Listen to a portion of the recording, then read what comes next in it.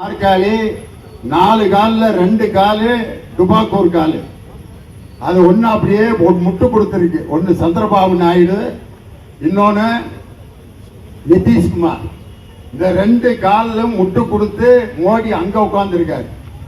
இப்ப இருக்கிற முதலமைச்சர் எப்படி நாற்காலியில் உட்கார்ந்துருக்காருன்னா, 3 காலு நல்லா இருக்கு, 4வது காலு 5 செங்கல் அப்படியே வரிசையா அடுக்கி, அந்த செங்கல் எப்ப வேணாலும் உருகிட்டு போச்சுன்னா நாற்காலி கவிழ்ந்துகின்ற வகையில் அந்த 4 செங்கல் யார் என்றால் விடுதலை சிறுத்தைகள் கட்சியும், இந்திய கம்யூனிஸ்ட் கட்சியும், மார்க்சிஸ்ட் கம்யூனிஸ்ட் கட்சியும், இந்திய யூனியன் முஸ்லீம் லீக்கும் கொடுத்த அந்த 4 செங்கலால் அமைக்கப்பட்ட அந்த காலில் தான் இன்றைய முதலமைச்சர் அமர்ந்திருக்கிறார் என்பதை இந்த நேரத்தில் தெரிவித்து, அந்த ஒரு செங்கல் உருகப்பட்டாலும் முதலமைச்சருடைய நாற்காலி தலைகீழாக கவிழக்கூடிய வாய்ப்பு எந்த நேரத்திலும் மக்கள் அதற்கு தயாராகி கொண்டிருக்கிறார்கள்.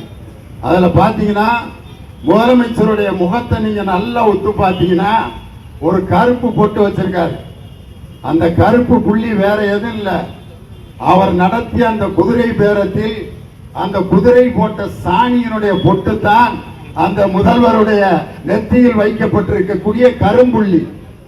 அவர் நெத்தியில் கருப்பு புள்ளி வைத்திருக்கிறார், வலது கையில் சிவப்பு கயிறு அணிந்திருக்கிறார். அவருடைய உடலில் கூட கருப்பு சிவப்பு தான் அவருடைய கையிலும் நெற்றியிலும் ஆக்கிரமித்திருக்கிறது என்பதை இந்த நேரத்தில் சொல்லி, அந்த நெற்றியில் போட்டு வைத்திருக்கப்பட்ட கரும்புள்ளி செம்புள்ளியாக குத்தப்பட்டு விரைவில் மக்களால் இந்த ஆட்சி புறக்கணிக்கப்படும். காரணம் என்றால், இந்த நீட் தேர்வுக்கு எந்த விதமான எதிர்ப்பும் தெரிவிக்காமல் ஒரு கடிதத்தை மட்டும் எழுதிவிட்டு அந்த நீட் தேர்வை வன்மையாக கண்டிக்கிறோம், மோடியை நாங்கள் கண்டிக்கிறோம் என்ற வார்த்தையை இதுவரை இந்த முதலமைச்சர் பயன்படுத்தவில்லை.